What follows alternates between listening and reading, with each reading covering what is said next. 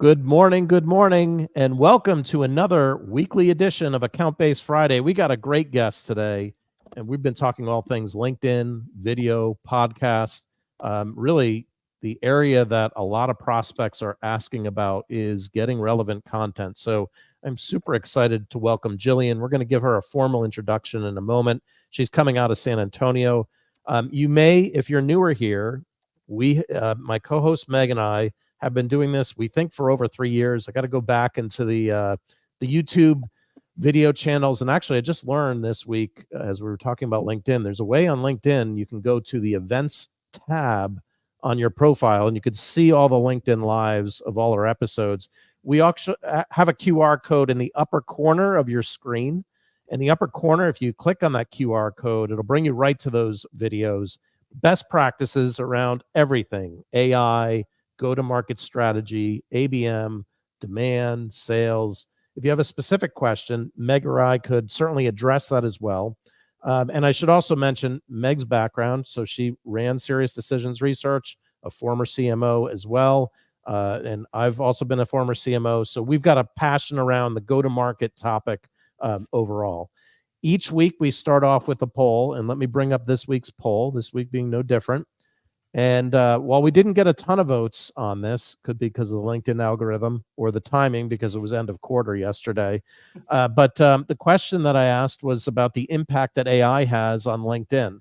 And I know for myself, I have been going to AI quite a bit for LinkedIn posts, either topic idea generation, refining statements. But I also find myself trying to inject some personality into it. I feel like some of the AI is just too flat, or just misses some of the context. So I don't exclusively rely on it. But I do rely a lot more than I did, say, 6 months ago on it. Meg, how did you respond to this? Yeah. Well, I picked helps with ideation. It can help either augment the blank page I started with and started putting things on, or it can give me some suggestions, but I don't depend wholly on it for the reasons you just said. It doesn't sound like a person. It sounds like an amalgamation of sometimes mediocre content. So you've got to be careful, because it's being trained on the good stuff as well as the not so good stuff. And if you don't go in and say, what if this is sparking me to think about something different or bring a perspective to the table that others haven't, then you risk being another voice of same in a sea of same. And that's exactly what we all need to get out of. That's why I'm very excited to have Gillian joining us today, because she's speaking about something that I think is really critical to brands right now, to B2B brands in particular, saying, how can you take all of this random content that you're producing all over the place, with or without the help of AI, and turn it into a meaningful asset for your business and for yourself too? And I think that the role of books is definitely going to get bigger in the next couple of years. And that may seem counterintuitive, because we're all moving to, quote unquote, snackable content, a term I hate, but it's actually not necessarily only about things that are easy and short. It's also about things that are meaningful and things that help people advance their knowledge, and books still play that role, as far as I can tell. So Gillian, congratulations on the publication of your third book today. Fourth. Oh my gosh, I misspeak. Fourth book. Congratulations. And we're really excited to have you, one, weigh in on our poll question, but two, help us learn from your amazing experience and how you've helped others, sort of embrace this idea of bringing content together into a more complete offering, into a book. Well, I would just have to say, with regards to your poll and how it's affect my content on LinkedIn, I don't use AI within LinkedIn, because I'm on the free plan. I'm not using the premium version, so I rarely use any kind of AI on LinkedIn that's LinkedIn's AI. However, I'll use things like, I use Google Bard, which is now called Gemini. I like to use that, and I use it for things like checking my grammar. I use it as a proofreader, because oftentimes I write a post and it's like, as soon as I hit, post, it's like, you see all the mistakes. And I think can't afford to, as much as we want to be human, we still want to be as professional as possible. So AI to me is a wonderful way to like just make sure that you've proofed everything, you got the right commas and all that sort of jazz. So I use it a lot as a proofreader to read my posts. But then sometimes too, I will take something like a video. I do a lot of videos. I'll take a video and I'll take that transcript and I'll put it in AI and say, how could I make an article out of this? How could I make a post out of this? So sometimes it gives me kind of that crappy first draft, for want of a cleaner word. And it gives me somewhere to start with so that then I can kind of make it my own, put my own voice on it. And it gives me that bare bones structure. So that's how I love to repurpose things is, AI is a great tool for that. Yeah, I feel like it's an efficiency play, right? It's not a creativity play. It's not a new ideas play, but it is a play to say, how do I polish? How do I um, take what I have and make it faster to use it different ways? I totally agree with that. Gillian, given your experience with publishing multiple books, what is the starting point that's brought you to want to go through that process 4 different times? What were the goals that you had or the things that you were thinking about as you were moving to create this new thing? Well, this is a new book that I just got out today. And the reason why it has the bar across is because it's the proof, because I haven't got my own copy yet. I'm waiting. This is my proof copy, but the author copies are in the mail. Obviously coming by Turtle. But anyways, with my book, that the impetus for my book was that I tell in my book, it took me 21 years to write my first book. And people are like, why are you writing so fast now? So I'm making up for lost time because it took me so long because I struggled with starting and stopping and starting and stopping and writing books. And then you do outlines and you get overwhelmed. And what I found was when I wanted to do my first book, I literally just said, you know what? I think I'm going to just use some of my content. And I had a video series called How to Be More Comfortable on Camera. And I went, that to me is an essence of a book. And I think I had 7 or maybe 10 videos. I took those videos, I took the transcripts, I got them transcribed, and then I could kind of look at them and see how could I put this in a book? It gave me a starting point. So instead of starting with a blank page, which is so intimidating, or a blank computer screen, it's much easier if you start with your own words, your own verbiage, and then you fill in the gaps. You might say, maybe I'll add this extra story, or maybe I'll add this case study. Since, I wrote since I did those videos, I had this experience. Why don't I add this in? So to me, starting with your own content isn't cheating because I worked hard to make those videos in the first place. Why should I just make them go out there once? Let's continue to have them work for me. So kind of like a chef, you make a wonderful Thanksgiving dinner, right? Then you're going to start making, turkey enchiladas out of it and maybe a turkey stew. It's the same thing with our content. We shouldn't just make it one and done. Repurpose it into a book. That's awesome and ambitious too. You said it was your 4th book, if I heard you correctly. So that's no joke there. You've really put a lot of energy and effort in. And interesting, you mentioned Gemini and kind of going from Bard.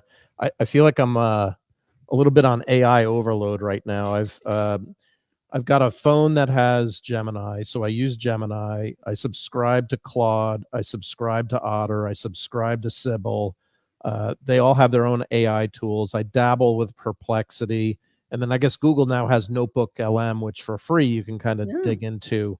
That kind of aggregates a lot of different sources, be it video or text, and you can ask it questions based on that. But I'm curious, where do you see AI playing a role in that book creation, if at all? I mean, we talked about LinkedIn and kind of AI's role, but do you see a role? And if you do, like, what is that role? Absolutely. Well, first of all, I'm a huge Otter AI fan. I love Otter. So that's like my number one tool for any author. Use Otter. And the reason why I like Otter so much is I like to speak and I get ideas and I go for a walk and it's like I get this wonderful idea and I grab my phone, I put on the Otter app and I capture it, because by the time I get home, it's floated away. I've lost it. I can't hold it anymore. And one of my last book that I did, a lot of that book, I actually was sick. I had pneumonia. I was sick in bed, but I kept having all these incredible ideas of like, oh, this would be such a good chapter. I pulled out Otter, I recorded it. And of course, when I got well, with Otter, it transcribes for you everything that you've said. And then again, there's my content that I can use. So I see AI as tools to help me. They're like having a team of virtual assistants. I feel like I'm like the Veep. I'm walking around. I got all these people that are like all my little robots with me, kind of taking notes as I have all these brilliant ideas.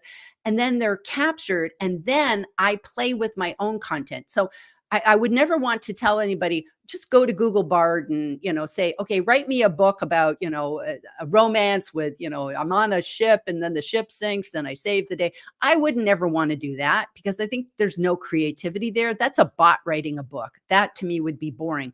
But if you're taking your own expertise and then you're looking at AI as tools to help you either strip out stuff or, I think I have three things. I don't know how to pull them together. Maybe you take three different, transcripts from three different videos and say, how could I organize this into a chapter? And then it would, and then what am I missing? And it might say, how about a couple of case studies, and so it gets to me as an assistant, if that makes sense.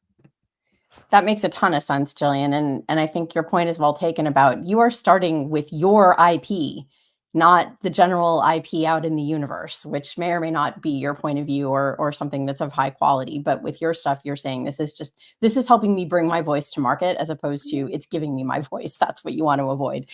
But kind of thinking about that, how did you start with what problems you wanted to solve for people and kind of the why behind coming up with your various books and with the content that you produce on a regular basis? What's the why behind that for you? I think for me, my whole brand is about being easy peasy. That's always been me. And people have often said, sometimes I don't remember her name, but she's the easy peasy lady. So it's like, I've always been about trying to make things easier for people. So when I did my first book, which was How to Be More Comfortable on Camera, that was because I couldn't teach them how to do video because that's what I was doing at the time, was helping clients how to do video. We'd go through the tech and I thought they just needed the tech. They just needed to know, how do I hold my phone? What microphone do I use? What editor do I use? No, I found out that they just didn't even want to be on the video in the first place. So sometimes what you have to do is you have to look at your prospective clients and say, what's the real problem? It's not that they don't know how to make videos. They don't have the courage to make the videos. They don't feel comfortable in front of the camera. And I wrote my book as a way to solve that issue so that we could move along and get to what I really could teach them, which was, again, the tech and how to do all that. So that's how I always look at my books. They're that first step that my prospective client needs to get over in order that then they can move to the thing that I really can work with them. So what I would implore to anybody who's listening to us or watching us today is think about yourself. What are the things that you have to tell your clients before they're even ready to work with you? That's the book you need to write, because then the next step is, okay, I've now got all my ducks in a row. I'm ready to work with you. So this should be a calling card of how you can help them. And then now you'll go to the next level. I hope that makes sense. Totally makes sense. And just thinking about the video too, from an advantage perspective or a competitive perspective, sometimes I think video is a little harder for competitors to replicate, whereas the written text in a LinkedIn post, you can copy, paste, drop over into Claude, and, give me an alternative point of view and then repost it. And you've kind of mirrored your competitor in about 3.5 seconds, whereas video, you could probably do the same thing, but it's a little bit more involved. So the bar is a little bit higher. So there's incentive to get over that courage issue that you mentioned, I would think, to kind of do a little bit more video. And plus it seems, and we've even experienced this with our own channel and our own subscribers, which again, I'll remind everybody, you can like and subscribe on the QR code. But video seems to be like the next medium. It's not the only medium, but the next medium for people to go after. But tying back to your book for a second, and you held it up very briefly. I think you mentioned a publisher, And so I'm curious, okay, you got all this content, you've got your video content, you got your ideas. I thought there were two paths, like you could self-publish or you could get a publisher. Like where do you go once you have all that content to get to the finished product? Wow, that's a good one. So I self-publish, and there's actually many ways. I'm actually doing a live about, all the different publishing paths next week. So it's kind of cute that came up. There's traditional publishers, so the big Penguins and Harper and all those big ones. And those are hard. Those are hard for business people to crack into. Then you have hybrid, which is kind of pay to play. You have to invest money, but what you're doing is you're working with people that have the expertise of getting your book out there into the world. It's not going to guarantee sales. That's always on the author. It's like you make that baby, but then, we call it a book baby. You make your book baby, but now you got to raise it. So that's the whole marketing side of it, no matter who you go with. And then what you also have is self-publishing. Now that's the route I went, and my husband is a publisher. And so he does all the publishing for me. And I'm a narrow publisher, self-publisher, in that I only go to Amazon. That's all. I just wanted to make it clean and simple, easy peasy. Remember, that's my brand. So I go to Amazon, I put paperback, and those are print on demand. So I don't have to have 60,000 books in my house. People just order it on Amazon. 2 days later, it's at their house. Like, you can't get easier than that. I can order author copies.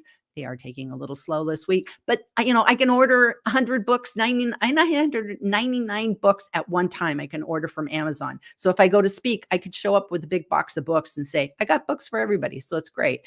And then of course you have the ebooks as well, which can be read on iPads and desktops and iPhones and all that sort of thing. So there's many different routes, and that's the route I went, and I found it so easy, and I'm in total control of when I release the book. I get my own royalties. I set my own prices. I can discount them. Like today, I've discounted my book. That's me. I'm in control of that. Tomorrow I raise the price up. It's launch day. So get a good deal today. So that's why I like self-publishing, because it's so empowering. Yeah, Gillian, I think that's important for people to hear, because it sounds, at least I know for me, I was like, oh, publishing a book, that's so intimidating. And to your point, maybe going the traditional route is pretty intimidating and challenging, but you've got other options. A book is an asset, and you can be in control of that asset. Now, I'd love for you to touch base on why books remain a powerful tool in the B2B marketing and go-to-market, I'll call it, arsenal. How does that help propel a brand? What are some of the things you've seen having a book do for your business and for others? Well, first of all, I'd have to say credibility. And I think as soon as people know you've written a book, I think they just see you as being a little bit more credible, because, to be honest with you, it does take dedication. It's not like you just go whipping it off in a week. It's like you do have to spend a lot of time. You get sick of your book by time you're published, because you've read it so many times, because you're proofreading it. Maybe you're sending it to editors, proofreaders. There's all sorts of different things. And there's an investment, because, to get your book published, you still have to pay, to get cover and, editors and all this different things. So you're investing your time, you're investing your money. And I think people recognize that takes dedication. So that's like a checkbox. You're a dedicated person to do this. So that's one check. It's also, I like to think of it as a 100-page business card.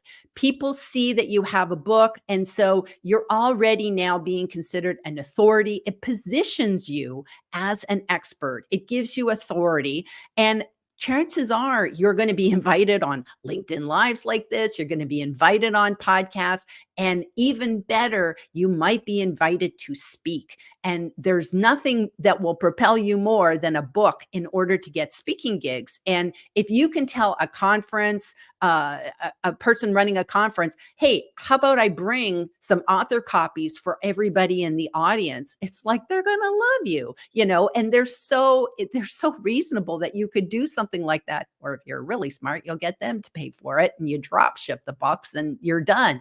But it's just a wonderful way. And also too, I know a lot of people that will actually use their book and send it to prospective clients for free, because it's a great way for them to garner trust of what I can do for you and how I can work with you. So those are some amazing ways how a book can be such an asset to business leaders.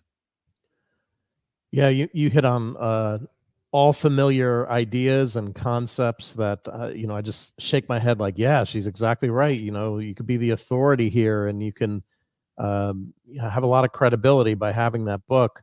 I imagine it just takes for a lot of people just getting off the dime to kind of get into that direction of the book creation. So there's a lot of probably inertia as part of that process. Trying to think of what my question was here. I'm having a senior moment. There was a really good question too. I think it was around your. I cannot remember for the life of me. Well, I'm going to jump in, John, while you remember, because now All I'm right, super I'll curious as to remember it. what the I'm going to question go on was, mute, but and I'm going to think about what the hell I was going to ask. One of those live video moments here that.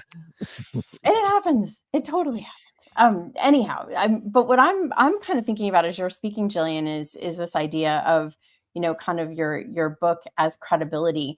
I feel like it's also a way, if you want to change the conversation in a market and come out with like a really strong and well-developed point of view, a book is a great way to get that airtime for yourself. I feel like, especially if what you're trying to convey is maybe requires more than a couple of lines or an email subject line under 7 words, right? What do you see as the way that you can sort of start a conversation or change a conversation with a book? What experience have you had with that? Well, my last book before this one was about LinkedIn Live guest mastery. And I took the conversation of, I think it's easier to do LinkedIn Lives than to do videos. And that's just kind of, most people are like, what? Videos you can control, you can be polished, you can be this, you can be that. And I said, yeah, but lives are forgiving.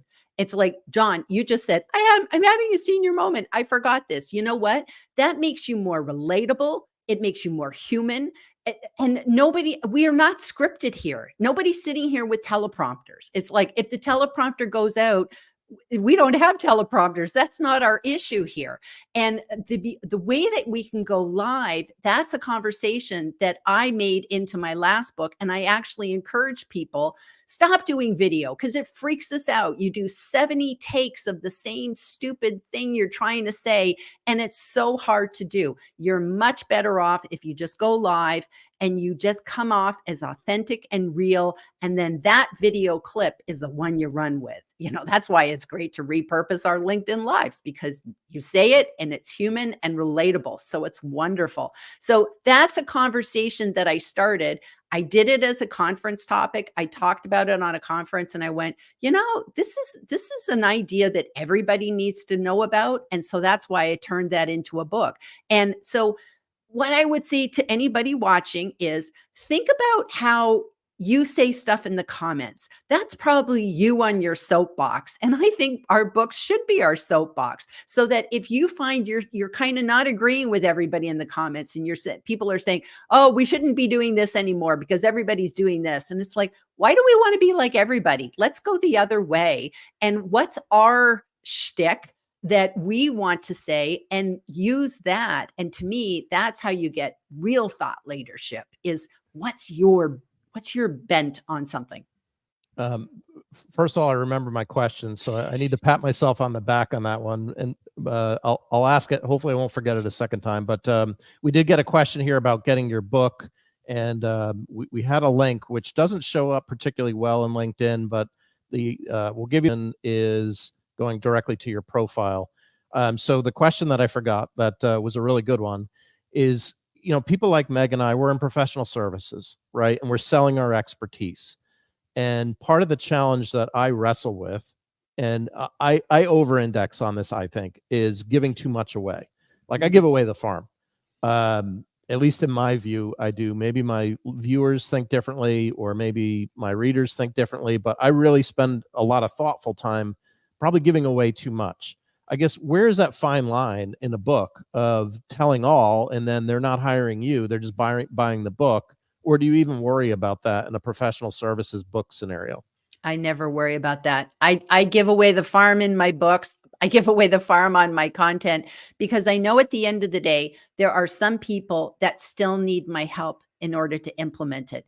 You know, you can read stuff in a book and you can go, great, now I'm convinced I want to do this, but I still feel I need hand holding. I still feel I need coaching. It's like I was talking with somebody the other day and they said, you know, I could get all that information in your book, you know, and they were talking about their book, and they said, I could get all that information in your book by searching Google. And it's like, well, yeah, of course you could. But are you going to sit and search Google and read this article and this article and this article? A book is a handy dandy thing that we can take to the beach. We can sit on a plane and say, okay, I got a 2-hour flight. I'm going from here to there. You can read a 100-page book in an hour, 2 hours, something along that lines. And most of the time, it just helps solidify, yes, we want to do something. I have read people's books and then I've gone on to want to work with them because their personality came through and I felt empowered reading their book. And I thought, wow, if that's what I get out of your book, imagine what it's going to be like working with you in person. And so I think that give it away. Some people, yeah, they're just going to buy your book and move on. That's okay. And plus also too, these are legacy items. You know, I don't know how long I'm going to be here on the planet, but at least I know I got this book done. It took me 21 years. I got it done. If I die tomorrow, God bless, I hope I don't, at least I can say I did it. I got it out there and someone will benefit from this. Gillian, I couldn't agree more about being generous with your content. And that was something that was hard when I was in an analyst role, right? Is because you want to put, or the business model suggests that you've got to put up a paywall in front of your content. And I think we are seeing actually increasing success with people putting up different kinds of paywalls in front of their content and actually doing quite well with it. But the point is they gave enough away that people were like, yeah, that's useful. I want to pay for that. I'm willing to pay for that. And a large number of small value transactions adds up to a big number over time. But I think we can't be afraid of giving away work. And I'll quote one of my favorite people out there, Joe Galvin, who was an analyst with me at Serious Decisions and is now an amazing leader at Vistage. But he always said, always give away your best stuff because then you have to make more. And I think that's a really important point. If you put up gates in front of your best work, your best thinking, and say, oh, well, you can only get that if you pay me. Well, not everybody's going to pay you. And then they're going to wonder, wow, is there actually anything behind that paywall? Or can I just go see what this other person's already saying for free over here?